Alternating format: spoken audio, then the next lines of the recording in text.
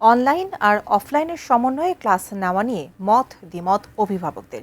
বিশেষ পরিস্থিতি বিবেচনায় সরকারের এই সিদ্ধান্ত বাস্তবায়নে খুব বেশি বেগ পেতে হবে না বলছে স্কুল কর্তৃপক্ষ।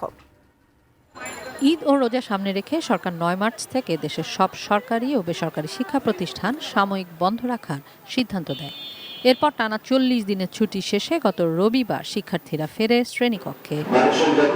লম্বা ছুটির শিখন ঘাটতি মেটাতে ৬ দিন স্কুল চলতে পারে এমন খবরের ভিড়ে নতুন সিদ্ধান্ত, স্কুল ৬ দিন হলেও হবে অনলাইন অফলাইন মিলিয়ে।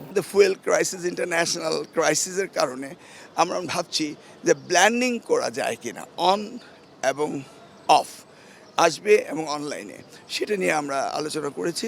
সরকারের আকস্মিক এ সিদ্ধান্তে অভিভাবকদের মধ্যে প্রতিক্রিয়া মিশ্র। অধিকাংশ স্বাগত জানালেও ভেটো দিচ্ছেন কেউ কেউ। আমার বাচ্চা 2টা আছে 3টা আছে, আমি কাকে কাকে দিব মোবাইলটা? আমার এত এমবি কোত্থেকে আসবে? বাচ্চাকে নিয়ে বসবো, তখন কারেন্ট থাকে না, এটা কিভাবে যে ম্যানেজ করব বুঝতে পারছি না। বাচ্চাটা কিন্তু গিনিপিগ না, প্রতি বছরই নতুন নতুন ব্যাপারগুলো আপনারা অ্যাপ্লাই করছেন, যেটাতে কিন্তু আমাদের বাচ্চারা ক্ষতিগ্রস্ত হচ্ছে। অনলাইনে যখন ক্লাস হবে অবশ্যই গার্ডিয়ানদের সামনে থাকতে হবে, মাস্ট বি থাকতে হবে। বাচ্চারা স্কুলেই ঠিক আছে, বাসায় একদমই পড়াশোনা করবে না, ঠিক আছে? ওরা সারাক্ষণ মোবাইলে অন্য কিছু করে, গেমস টেমস খেলে, পড়াশোনা হবে না। বেজোর তারিখে অনলাইন আর জোর দিনে অফলাইনে ক্লাস নেওয়ার প্রাথমিক সিদ্ধান্ত হয়েছে বলেও জানান শিক্ষকরা। অনলাইন কিংবা অফলাইন স্কুলের কার্যক্রম চলমান থাকলে শিখন ঘাটতি পূরণের সমস্যা হবে না বলছেন তারা। শিক্ষকরা আমার মনে হয় যেহেতু অনলাইনে একসময় কোভিডের সময় ক্লাস করেছে, সে বিষয়ে তাদের জানা আছে, আর অফলাইনেও করা আছে, তো দুটো মিলে আমার মনে হয় শিক্ষকদের অসুবিধা হবে না।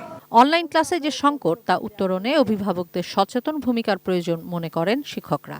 অভিভাবকদেরকে তো অবশ্যই সচেতন থাকতে হবে, তারা বাচ্চাদের হাতে ডিভাইস দিবে। আর আমার সিলেবাস নিয়ে আমার মনে হয় খুব একটা সমস্যা হওয়ার কথা না, কারণ এখানে তো কার্যকালে কোনো চেঞ্জ নেই। বিশ্ববিদ্যালয় বাদে মহানগরের সব পর্যায়ে শিক্ষা প্রতিষ্ঠানে ব্লেন্ডিং এ পদ্ধতির সিদ্ধান্ত আসতে পারে। আমি মনে করি যেটা এখনো চালু না করলে আমরা পিছিয়ে থাকবো। পৃথিবী তো অনেক দূরে এগিয়ে গেছে, যেটা আমেরিকা চালু করেছে 2000 সালের আগে, সেটা আমরা এখন ভাবছি কেবল, এখন আমাদের মধ্যে আলোচনা হচ্ছে। আমরা আসলে পিছিয়ে, আমাদের এটা করতে হবে। কিশোর জাহান, এটিএন নিউজ, ঢাকা।